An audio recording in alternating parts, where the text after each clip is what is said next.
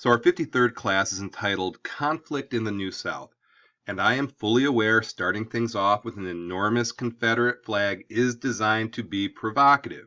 It's designed to create a visceral response in you.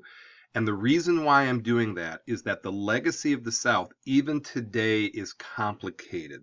The debate whether to take the Confederate flag off of state flags and whether it's okay to fly it in the front of your house or put it on your car. So it's controversial today. So bear in mind, 1877 and 1944, right after Reconstruction and 12 years removed from the Civil War, it's even more complicated, okay? So if you missed class, I was just trying to, see where your brains were in terms of how you see the South, and I posed the question, what comes to mind when you think of the South today? And bear in mind, most of us are, born and raised in Michigan, and the responses I get, some are positive, some are negative, some are neutral. Some people just think of straight up geography. Yeah, that's the South. Okay, and some people think of the political ramifications from that, the Red South. And Georgia is being fought by both sides at this point. Some people think of barbecue. I'm a fat guy. I think of barbecue because it's delicious. Some people think of the SEC conference and sports. Some people think of things like Southern Baptist or religion. Some people think of like bluegrass music or country music. And some people have these very romantic images of the South. And this looks a lot like Savannah, Georgia, a beautiful town if you've never been there. That's a little bit of an opening. And then I fattened it up historically to the question, what comes to mind when you think of the South historically at this point in history? And I was hoping people reminded themselves of the role in the 13 colonies, the differences between the 13 colonies, what King Cotton was, slavery and everything that was involved with that, how they came to succeed from the Union, their role in the Civil War, what they were fighting for in the Civil War, Reconstruction, and antebellum South. And if you forgot what the word antebellum means, it means the South before the Civil War. Okay, so that was a little bit of an opening, and then we got into the content. Okay, so these are the main terms I need you to know from today's class. So this idea came out at this time called the New South, which was an ideology developed by some elite Southerners that declared an end to the nostalgia for slavery and plantation life and a beginning for the economic development of the South while protecting the growing racial segregation of the region from any northern interference. And people didn't magically change their hearts and minds when the Civil War was over. Now, were people hungry? Were people wanting better for themselves? Absolutely. But they didn't magically start saying, oh, yeah, I'm going to be really open-minded and everybody's equal. Okay, that took a long time. And some could argue that idea still hasn't reached full fruition in the South. I know it's a little cynical, but some people feel that way. Now, this was coined by an editor of the Atlanta Constitution. And back in the day, newspapers were the chief way of getting information across. They were really powerful and important. And this man was named Henry Grady, and he was speaking in New York, and he was quoted to say, "The South has nothing for which to apologize. The South has nothing to take back." So Southerners, they thought that was pretty good. A lot of Northerners are like, really? You got nothing to apologize for? So these divisions were still there. I mean, we weren't shooting at each other, but the division was still there.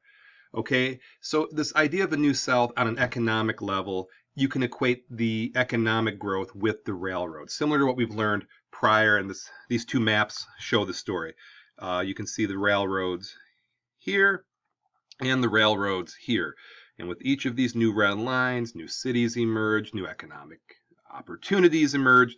So again, railroads being synonymous with economic growth and success. During this time, still there. But now the South's getting involved with this, okay?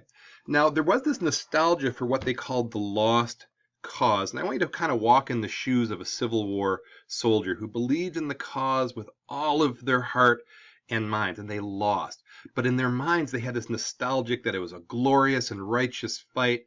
They don't even call it the Civil War. They called it the War of Northern Aggression. And believe it or not, if you travel to the Deep South, some people still call it the War of Northern Aggression. Okay, us Detroit kids don't see it like that, right?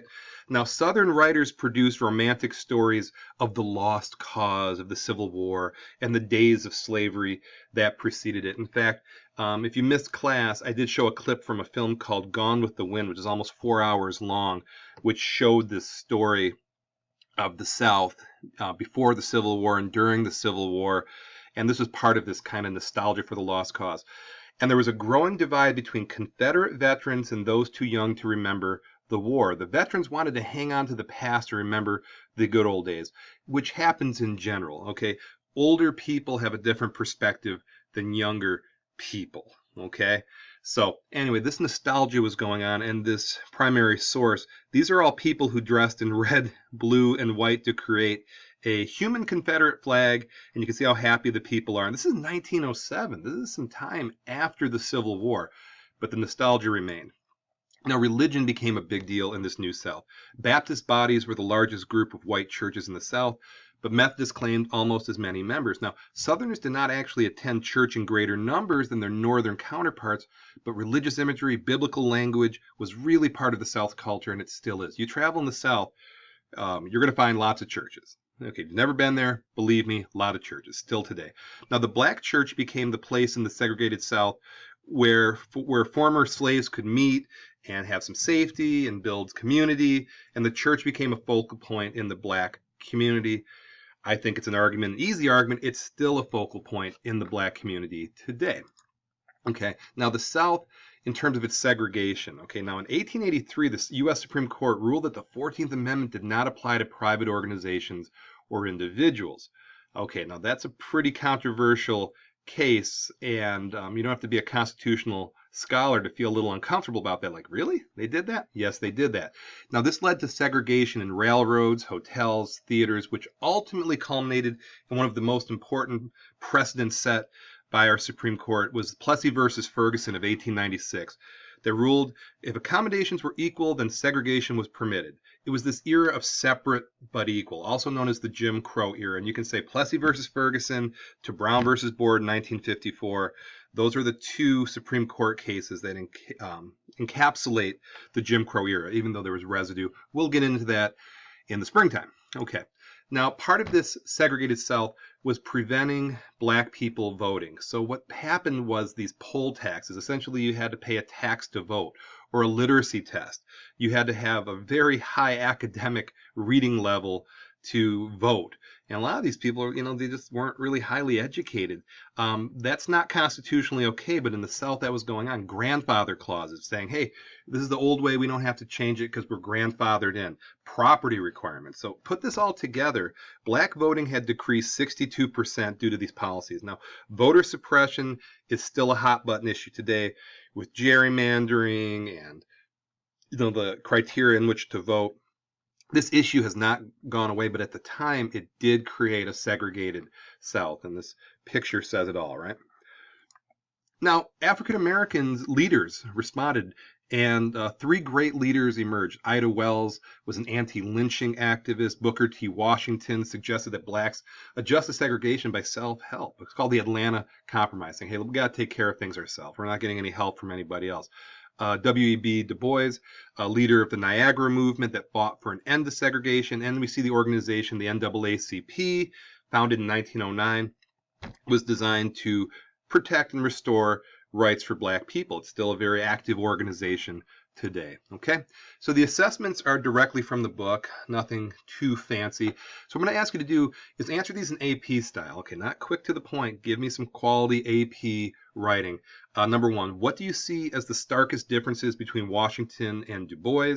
How did the location in which Washington and Du Bois were each born and which each lived as an adult impact their writing? This illuminates the geographical differences at the time. What evidence, historical evidence from these documents would you give to support your argument? Bearing in mind on your test, you better be good at creating arguments. That's the name of the game on your AP exam.